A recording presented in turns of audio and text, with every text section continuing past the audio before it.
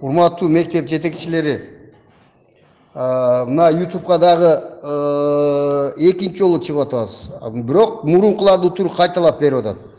Вот поэтому мен сиздерге предупреждать эткенмин. Азыр мына 27-чи мектеп дагы YouTube'га чыкты.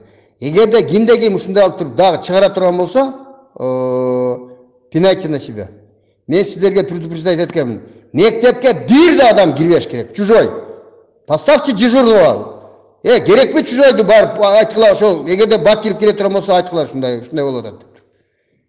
Сүйлөшкүлө отдельно мектепке, вообще киргизбегиле мектепке. Дагы чыга турган болсоңор эгерде YouTube'га, анда өзүңөрдөн көргүлө.